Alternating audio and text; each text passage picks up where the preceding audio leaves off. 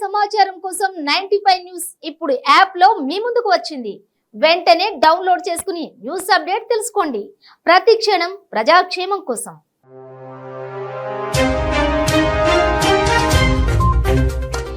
నమస్తే, welcome to speed news. Rajagopal Reddy Delhi పెద్దలతో చర్చించి ఉప ఎన్నికలు సృష్టించారని సిపిఎం రాష్ట్ర ప్రధాన కార్యదర్శి తమ్మినేని వీరభద్రం అన్నారు. చోటుప్పల్లో సిపిఎం రాష్ట్ర ప్రధాన కార్యదర్శి తమ్మినేని వీరభద్రం మీడియా సమావేశం నిర్వహించారు.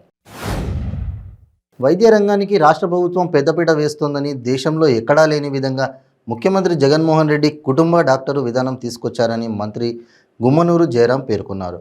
సత్యసాయి జిల్లా కలెక్టరేట్లో ఫ్యామిలీ ఫిజిషియన్ విధానం, కుటుంబ డాక్టర్ విధానంపై జిల్లా ప్రజాప్రతినిధుల సమన్వయ సమావేశం జరిగింది.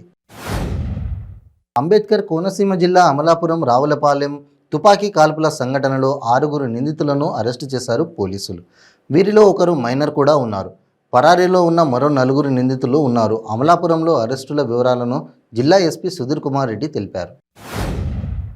తిరుపతి జిల్లా చంద్రగిరిలో ప్రేమ వివాహం చేసుకున్న డాక్టర్ దంపతుల కథ సుఖాంతం అయింది. యువతిని పోలీసులు ఆమె భర్తతో పంపించారు. అలాగే యువతి ఫిర్యాదుతో ఆమె తల్లిదండ్రులతో పాటు 18 మందిపై పోలీసులు కేసు నమోదు చేశారు. గుంటూరు జిల్లా వినుకొండ నూజెండ్ల మండలం ఉప్పలపాడులో నదిలో బాలుడు గల్లంతయ్యాడు. దిన కార్యక్రమాల కోసం గుణకం నదిలో దిగి స్నానం చేస్తుండగా గోపి అనే బాలుడు గల్లంతయ్యాడు. వెంటనే స్థానికులు బాలుడి ఆచూకీ కోసం గాలించినా కూడా ఫలితం లేకుండా పోయింది. ఏలూరు జిల్లా ఉంగుటూరు నియోజకవర్గం ఎల్లమిల్లిలో దేవీ నవరాత్రులలో భాగంగా అమ్మవారి ఊరేగింపులో అపశృతి చోటు చేసుకుంది. కాళికా వేషధారణలతో ఊరేగింపు జరుగుతుండగా డీజిల్ నోటిలో పోసుకొని విన్యాసం చేసేలోపే సీసాలోని డీజిల్ అంటుకొని ఊరేగింపు చూస్తున్న 8 మంది పిల్లలకు గాయాలయ్యాయి. ఏలూరు జిల్లాలో హత్య కేసుల్లో ఏలూరు 1 టౌన్ పోలీసులు ఎంతో చాకచక్యంగా ఛేదించి 3 నిందితులను అదుపులోకి తీసుకున్నారు. ఏలూరు రూరల్ చాటపట్టు వీవర్స్ కాలనీలో ఈ నెల 2న అదృశ్యమైన తిమోతి జోసెఫ్ తంబి కేసును ఛేదించారు 1 టౌన్ పోలీసులు. తిరుమల శ్రీవారిని సినీ నటి గౌతమి దర్శించుకున్నారు. ఈ సందర్భంగా ఆమె మీడియాతో మాట్లాడారు. ఎన్నో జన్మల పుణ్యఫలం వెంకటేశ్వర స్వామివారి దర్శన భాగ్యం లభించిందని సినీ నటి గౌతమి అన్నారు. చాలా దగ్గరగా స్వామివారిని దర్శించుకోవడం సంతోషంగా ఉందన్నారు. అక్రమంగా తరలిస్తున్న నిషేధిత గుట్కా ప్యాకెట్లు స్వాధీనం చేసుకున్నారు వీరులపాడు పోలీసులు. తెలంగాణ రాష్ట్రం ఎర్రుపాలెం నుండి ఆటోలో విజయవాడకు తరలిస్తుండగా వీరులపాడు మండలం పెద్దాపురం వద్ద ముందస్తు సమాచారం మేరకు తనిఖీలు నిర్వహించారు పోలీసులు. ఆంధ్రప్రదేశ్లో దేవాదాయ శాఖ తీరుపై విశాఖ శారదా పీఠాధిపతులు స్వరూపానందేంద్ర స్వామి మండిపడ్డారు. అధికారులు అంతర్గత కలహాలతో దేవాదాయ శాఖను భ్రష్టు పట్టిస్తున్నారని ఆవేదన వ్యక్తం చేశారు. తమిళనాడు రాజధాని చెన్నై పర్యటనకు వచ్చిన బీజేపీ సీనియర్ నేత, కేంద్ర ఆర్థిక శాఖ మంత్రి నిర్మలా సీతారామన్ శనివారం ఉదయం నుంచి రాత్రి వరకు నగరంలో బిజీగా గడిపారు. తన షెడ్యూల్ మేరకు అన్ని కార్యక్రమాలను ముగించుకున్న నిర్మల గారు రాత్రి నగరంలోని మైలాపూర్ మార్కెట్లో ఆగారు. ఈ సందర్భంగా మార్కెట్లోని కూరగాయల వ్యాపారులతో ఆమె మాట్లాడారు. వారు ఎదుర్కొంటున్న సమస్యలను ఆరా తీశారు. అనంతరం ఆమె ఓ దుకాణం వద్ద ఆగి కూరగాయలు కొన్నారు.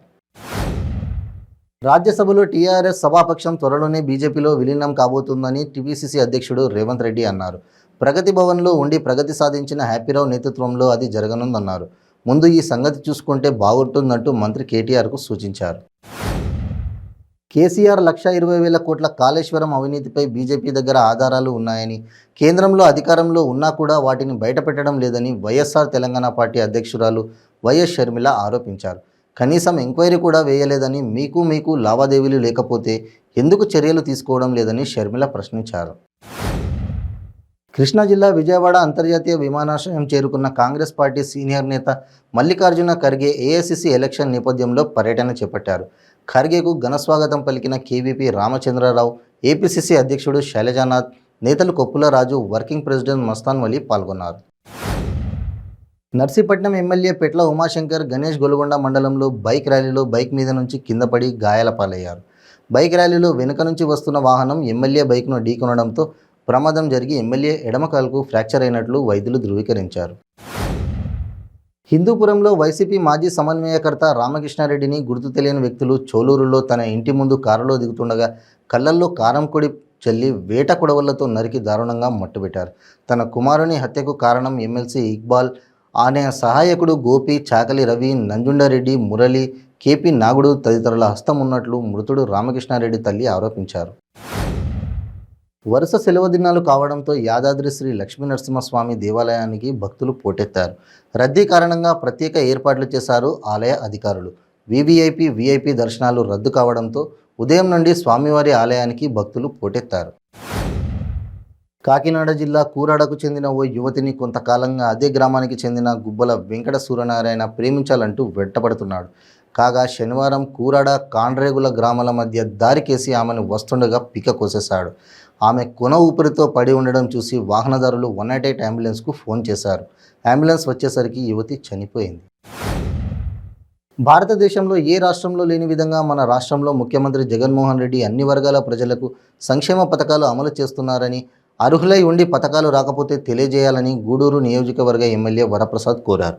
గూడూరు పట్టణం 7వ వార్డులో గడప గడపకు మన ప్రభుత్వం కార్యక్రమంలో ఎమ్మెల్యే పాల్గొన్నారు.